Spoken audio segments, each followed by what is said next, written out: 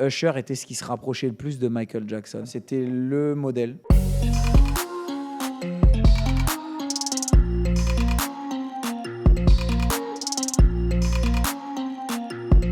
Le premier titre d'Usher que j'ai entendu, je devais être au collège et c'était You Make Me Wanna. You make me wanna.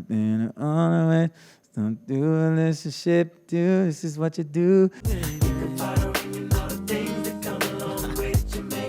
You make me.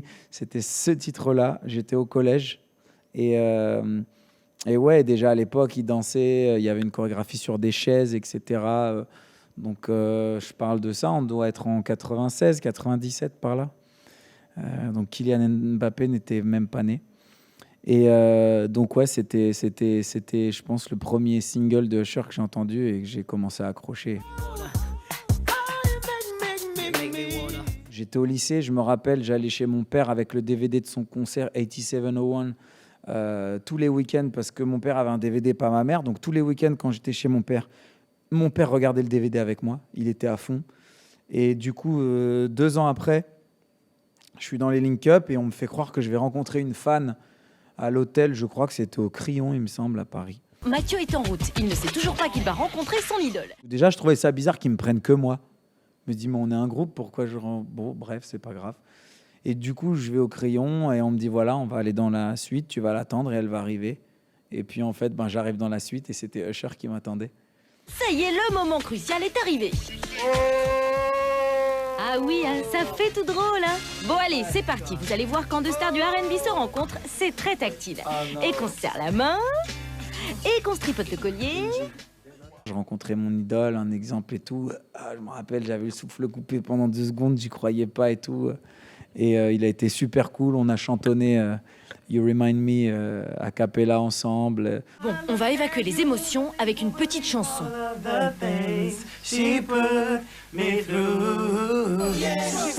fait 2-3 petits pas. Il a été vraiment top. Et je me rappelle à l'époque...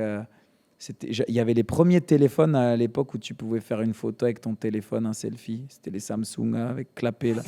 En plus, j'ai le même portable que ça. Allez, pour fêter ça, photo. J'ai pris une photo et je l'ai effacée. Je sais pas comment, dans la demi-heure, en la regardant, je l'ai effacée. Et à l'époque, tu n'avais pas la corbeille dans le portable. Effacée, c'était fini. Et donc, j'ai jamais gardé cette photo. Mais le seul souvenir que j'ai maintenant, il est en vidéo sur Internet. Mais ouais, c'était incroyable. C'était magnifique pour moi de le rencontrer. Il était populaire, il était sympathique. Il était toujours super taillé. Il dansait du feu de Dieu. Il chantait superbement bien. Et il avait des tubes qui étaient numéro 1 dans le monde.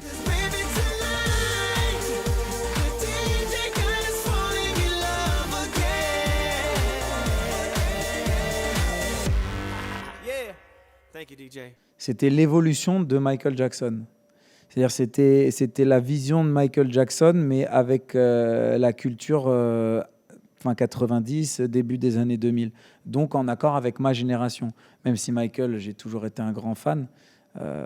Mais voilà, je pense que pour tout le monde, pour toute une génération, à un moment donné, je pense qu'il n'a pas transformé l'essai après, mais à un moment donné, surtout avec son album Confession, avec Yeah, tout ça, à ce moment-là, je pense que tout le monde se disait, ça y est, il y a un nouveau Michael Jackson de l'ère moderne. Quand je me déplace sur scène, inconsciemment, il y a des attitudes ou un step ou un truc qui va devenir, qui en fait était une attitude ou une posture de Michael ou de Usher. Inconsciemment, quand on a été influencé par des artistes tels que Michael, Usher, etc., toute cette veine de performeur, il y a forcément des choses qui restent et qui sont dans notre corps et qu'on emmène avec nous sur scène.